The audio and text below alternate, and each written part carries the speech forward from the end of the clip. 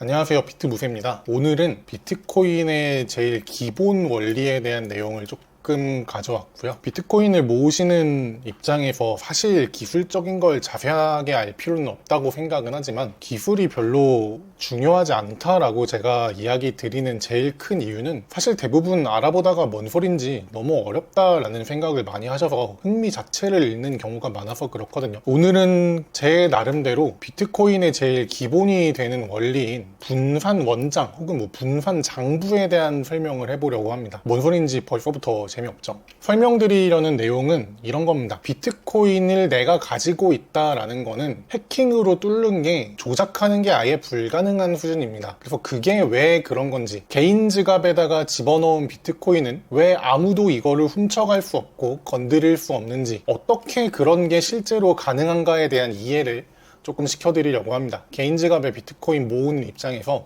이런 것 때문에 더더욱 안전하구나 라고 안심하실 수 있는 그런 이론적인 근거를 마련해 드리려고 하는데요. 제가 부제목으로 이렇게 가져왔습니다. 블록체인에 대한 이야기를 되게 어려워들 하시는 것 같거든요. 블록이 연결된다, 그게 체인으로 연결된다 이런 얘기인데 저는 두 가지 용어를 오늘은 전부 사용하지 않을 생각입니다. 그러니까 기술 대신에 그냥 왜 이런 게 가능한지 그 원리만 보자는 거고요. 비트코인 동작 방식 찾아보면은 막 이런 기사 같은 데서 설명해 준 거 나름대로 쉽게 설명한 거 많거든요. 이것보다도 더 쉽게 초등학생도 이해 가능한 수준으로 최대한 간결하게 이야기 드려보겠습니다. 라이스톤이라고 하는 이 커다란 돌덩이를 돈으로 쓰던 민족이 있다고 합니다. 가운데 이렇게 동그란 고리가 뚫려 있는 특이한 모양의 돌인데 얘를 어떻게 돈으로 쓰느냐라는 게 비트코인이 동작하는 원리와 상당히 유사합니다. 그래서 이거에 대한 얘기부터 먼저 드리고 갈게요. 이거 진짜 큰 돌은 하나에 막 4톤까지 나간다고 하거든요. 이거를 당연히 들고 다니진 않았을 건데 어떻게 돈으로 썼을까요? 당연히 돌을 들고 다니기도 힘든데 그거를 주고 받진 않겠죠. 너무 무겁잖아요. 그래서 어떻게 했었냐면은 마을 한켠에 잘 보이는 곳에다가 이런 돌을 갖다 둡니다. 이 돌을 다른 사람에게 넘긴다라고 할 때 마을 사람들한테 이렇게 얘기를 하는 거예요. 이 돌은 앞으로 이 사람의 소유니까 알고 계세요 라고 마을 사람들에게 전파를 하는 겁니다. 그럼 이제 이 소식을 들은 사람들은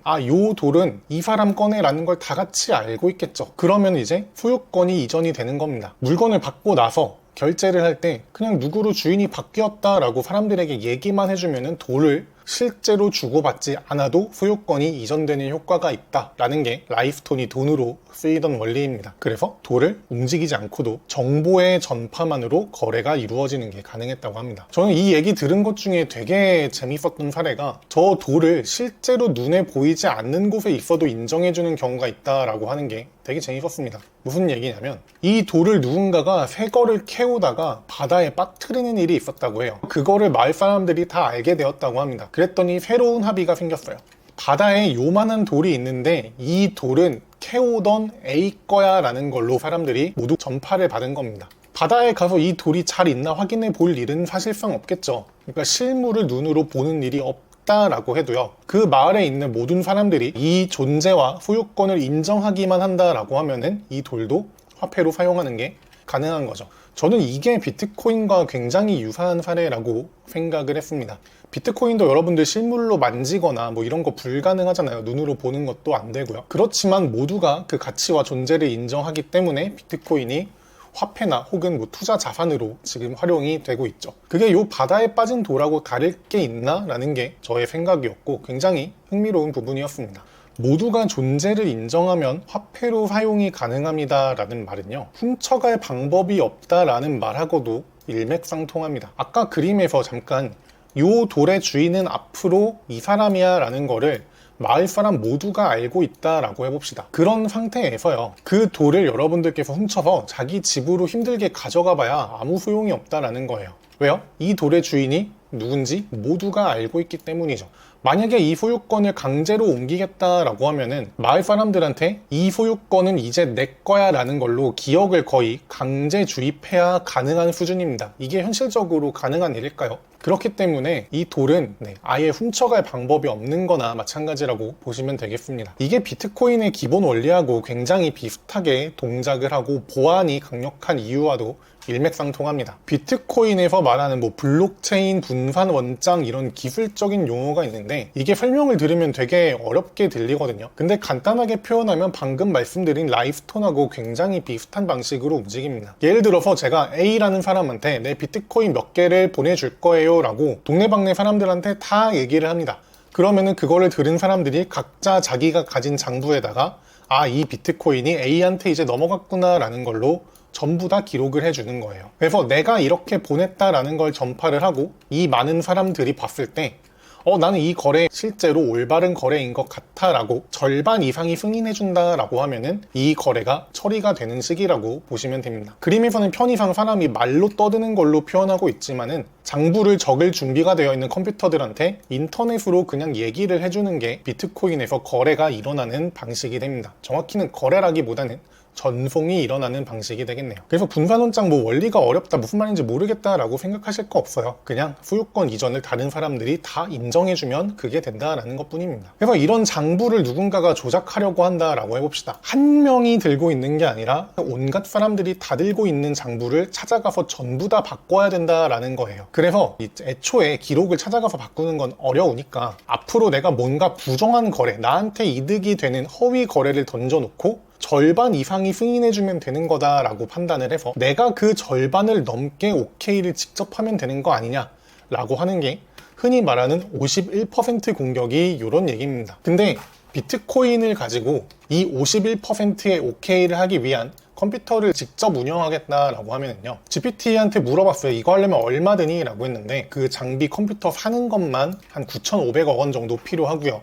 전기 요금은 최소 하루에 150억 정도는 든다라고 합니다. 대충 1조 원 정도가 필요하다라고 이야기를 합니다. 그러니까 이게 공격을 하는데 드는 비용이 너무나도 크고요. 돈만 준다고 이 컴퓨터를 다 사올 수 있는 것도 아니고 현실적으로 말이 안 되는 일이다라는 게 현재 비트코인에서 장부 조작이 불가능한 첫 번째 이유가 되겠습니다. 부정한 거래라고 하면은 먼저 생각할 수 있는 게 이거 사토시 지갑에 있는 거 그거 나한테 보내고 내가 승인하면 되는 거 아니냐? 이런 논리로 얘기하시는 분도 있거든요. 사토시의 지갑에 있는 거를 지금 가격을 따져보면은 대충 한 150조 정도의 돈이 있다라고 하거든요. 그래서 내가 허위 거래로 사토시가 나한테 100만 개 보내줬는데요? 라고 장부에 기록을 합니다. 그리고 그거를 동네방네 떠들어서 사람들한테 이거 승인해주세요 라고 하면은 안 믿을 거잖아요. 그래서 내가 51%를 직접 승인해버리면은 아까 보니까 한 1조 정도면 된다면서요. 1조 들여갖고 150조를 벌 수 있다 라고 하면 이거 해볼만 하지 않나? 이런 생각하실 수도 있거든요. 근데 여기에는 큰 문제가 하나 있습니다. 뭐냐면은 사토시의 지갑에서 돈을 보내려면은 그 지갑을 통해서 사인을 해줘야 돼요. 이거 뭐 서명을 한다라고 표현을 하는데 그 사인이 없다면 애초에 나 이 지갑으로 돈을 보낸다라는 거를 외치는 게 불가능합니다. 그러니까 비트코인에서 돈을 보냈다, 내가 A한테 돈을 보낸다 이런 걸 전파하려고 하면은 내 지갑을 통해서 전자서명을 해줘야 됩니다. 이거 여러분들도 비슷한 거 많이 해봤을 거예요. 은행에서 여러분들 송금할 때 공동인증서를 통해서 비밀번호 집어넣어 갖고 전자서명을 해주세요 이런 거 하죠. 그거랑 거의 비슷한 얘기거든요. 비트코인에서도 그런 서명을 해줘야지 돈을 보내는 전파의 시작이 가능합니다. 쉽게 말하면 사토시의 지갑에 로그인을 하지 못하면은 이 보냈다라고 하는 기록 자체를 만드는 게 불가능합니다. 그러면 이제 사토시의 지갑에 무작정 로그인을 해보자 라고 비밀번호를 때려 맞춰보려고 하면은 이걸 운으로 맞춰서 들어가는 거는 확률이 없는 수준입니다. 제가 그림으로 사막을 하나 가져왔는데요. 사토시가 여기 어딘가에 한 아래 모래 아래 이렇게 집어들었습니다. 여러분들께서 이 사막에 왔어요.